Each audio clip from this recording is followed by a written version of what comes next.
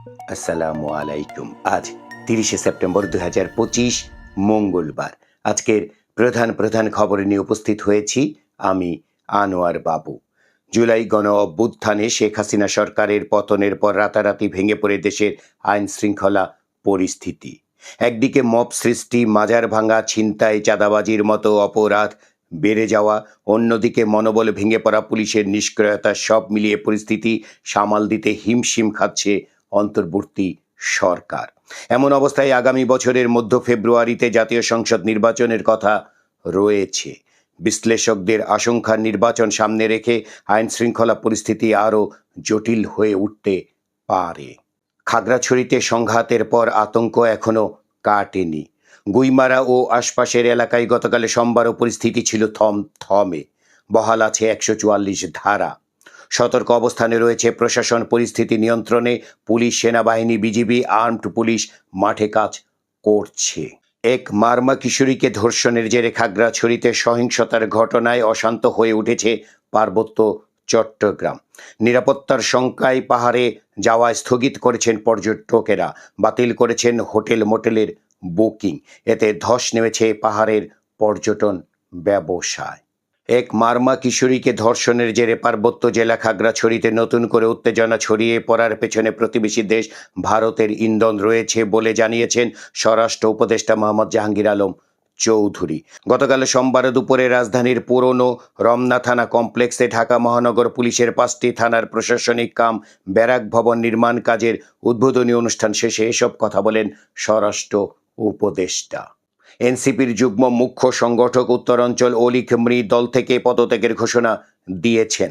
তার অভিযোগ, খাগড়াছড়িতে কিশোরী ধর্ষণকে কেন্দ্র করে সৃষ্ট সহিংসতায় এনসিপি নীরব ভূমিকা পালন করছে এবং ধর্ষণ নিয়ে দলের নেতা হান্নান মাসউদ মিথ্যাচার করেছেন। ইতিমধ্যে অলিক মৃ দলের আহ্বায়ক ও সদস্য সচিব বরাবর পদত্যাগপত্র পাঠিয়েছেন। আড়ংয়ের কাগজের শপিং ব্যাগের মূল্য নেওয়া বন্ধ করতে আইনি নোটিশ পাঠানো হয়েছে। সুপ্রিম কোর্টের আইনজীবী নিশাত ফারজানা গতকাল প্রতিষ্ঠানের কর্পোরেট কার্যালয়ের ব্যবস্থাপনা পরিচালক ও আড়ং মগবাজারের আউটলেটের স্টোর ম্যানেজারের কাছে এ নোটিশ পাঠান। নোটিশ প্রাপ্তির 10 দিনের মধ্যে ব্যাগের বিপরীতে মূল্য নেওয়া বন্ধ না করলে উপযুক্ত কর্তৃপক্ষের কাছে প্রয়োজনীয় ব্যবস্থা নিতে অভিযোগ করা হবে বলে নোটিশে উল্লেখ করা হয়েছে। আলোচিত কন্টেন্ট ক্রিয়েটর আশরাফুল হোসেন ওরফে হিরো আলমের উপর হামলা হয়েছে। গতকাল সোমবার রাত 9টার দিকে রাজধানী রামপুরায় একদল দুর্বৃত্ত তাকে মারধর করে ফেলে যায়। পুলিশ সূত্র জানায়, মোটরসাইকেলে করে কয়েকজন এসে হিরো আলমের উপর হামলা করে তাকে মারধর করে গুরুতর আহত অবস্থায় রাস্তায় ফেলে রাখা হয়। পরে স্থানীয় লোকজন তাকে উদ্ধার করে হাসপাতালে ভর্তি করেন। ব্রাহ্মণবাড়িয়ার নবীনগরে পুলিশ হেফাজতে মোহাম্মদ আবদুল্লাহ নামের 23 বছর বয়সী এক যুবকের মৃত্যুর অভিযোগ উঠেছে।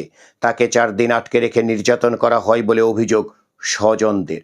এ ঘটনায় গতকাল সোমবার সকালে সালিমগঞ্জ অস্থায়ী পুলিশ ফাঁড়ির ইনচার্জ এসআই মোহাম্মদ মহিম উদ্দিনকে সাময়িক বরখাস্তের পর গ্রেপ্তার করা হয়েছে। এমপিওভুক্ত বেসরকারি স্কুল কলেজে কর্মচারী নিয়োগে পরিচালনা পর্ষদ বা ব্যবস্থাপনা কমিটি ও গভর্নিং বোর্ডের কর্তৃত্ব থাকছে না। নতুন নিয়ম অনুযায়ী সংশ্লিষ্ট জেলা প্রশাসকের নেতৃত্বে নিয়োগ সুপারিশ কমিটি গঠিত হবে।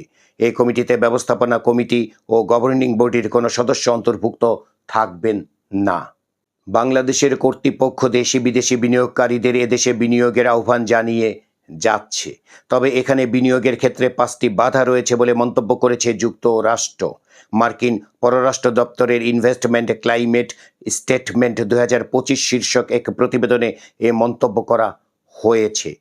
প্রতিবেদনটি পররাষ্ট্র দপ্তরের ওয়েবসাইটে প্রকাশ করা হয়েছে।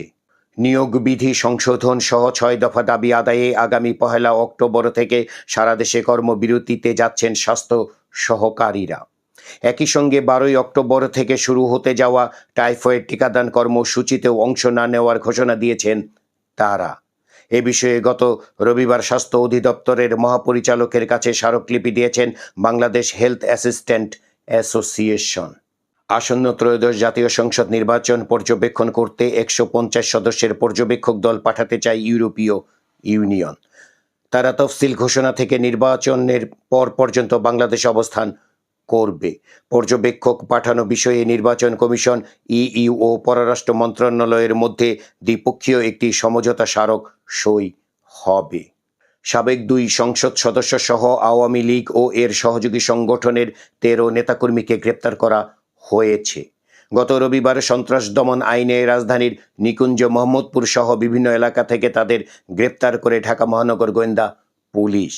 তাদের গ্রেপ্তারের বিষয়টি নিশ্চিত করেছেন ডিএমপির যুগ্ম পুলিশ কমিশনার মোহাম্মদ নাসিরুল ইসলাম।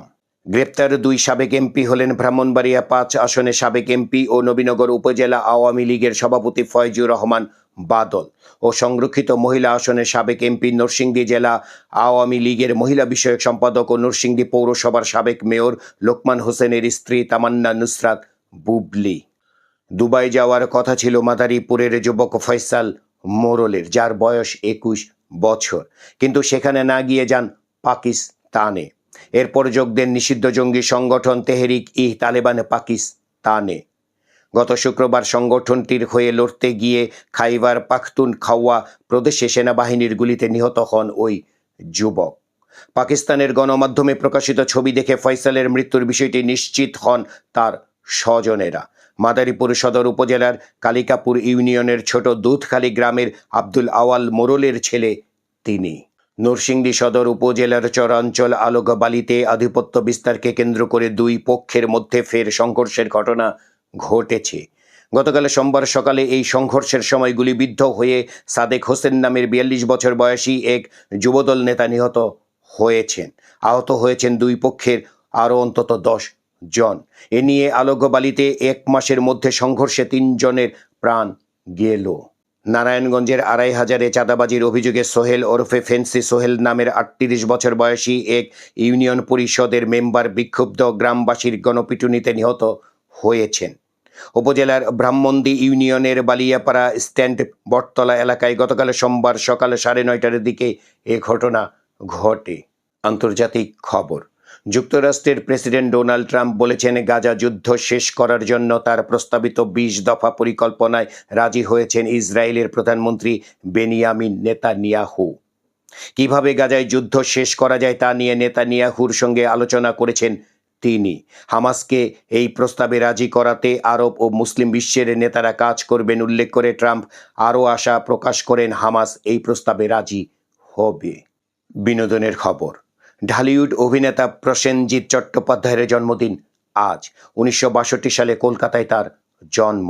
বাবা বিশ্বজিৎ চট্টোপাধ্যায়ের পরিচালনায় শিশুশিল্পী হিসেবে প্রথম অভিনয় করেন প্রসেনজিৎ। নায়ক হিসেবে তার প্রথম সিনেমা 2টি পাতা। বাণিজ্যিক সিনেমায় এ সফল অভিনেতা এক পর্যায়ে মনোযোগী হন ভিন্ন ধরনের সিনেমায়। বেশ কিছু সিনেমা ও সিরিয়াল প্রযোজনাও করেছেন প্রসেনজিৎ। এই ছিল আজকের প্রধান খবর। আমাদের এই খবর নিয়ে আপনাদের যদি কোনো মতামত থাকে তাহলে কমেন্ট বক্সে জানাতে পারেন, আর আমাদের এই চ্যানেলের সাথে যুক্তও থাকতে পারেন।